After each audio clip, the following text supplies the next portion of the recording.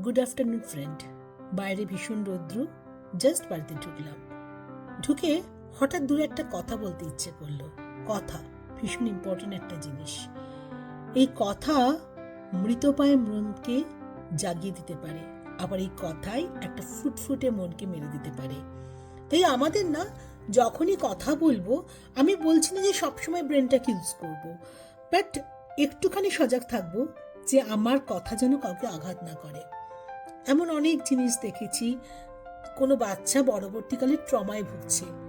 তার অরিজিন কোথায় জানো? ছোটবেলায় শোনা অনেক কথা। তার জন্মদিন আসছে, সে হয়তো সেটা এনজয় করতে পারছে না। কারণ কি জানো তো? তার ছোটবেলাটা প্রচুর ট্রমায় কেটেছে। কেউ বলছে, ইয়ে মা, তোকে বাঁদরের মতো দেখতে। আমি যদি ধরেও নিই যেগুলো ইয়ার্কি মারা কথা, কিন্তু তোমরা কেমন বড় গো, তোমরা কেমন বড় হয়েছো যে একটা বাচ্চার সাথে কি করে কথা বলতে হয় তোমরা জানো না?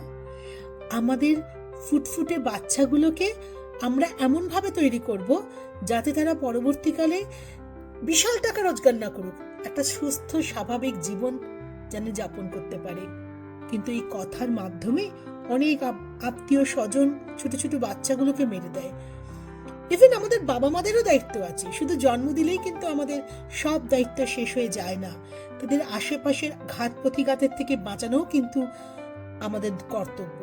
অনেক সময় দেখা যায় বাবা মারাও ছোটবেলায় এমন এমন কিছু কথা বলে যে বাচ্চাটা বড় হয়ে যতই সুখ পাক, যতই আনন্দ থাকুক, তাদের এই ছোটবেলার ট্রমাগুলোকে ভুলতে পারে না।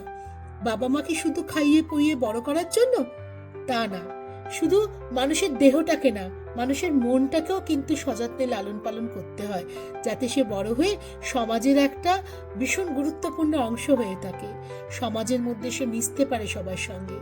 তাই এই কথাটা বলার সময় আমাদের সবাইকে, বিশেষত বাচ্চাদের সঙ্গে তো বটেই, ইভেন অনেকের সঙ্গে, আর যখন দেখবে তোমার সামনে এমন কোনো লোক আছে যে ভীষণ ডিপ্রেশনে ভুগছে, তাকে ইন্সপায়ার করতে হবে।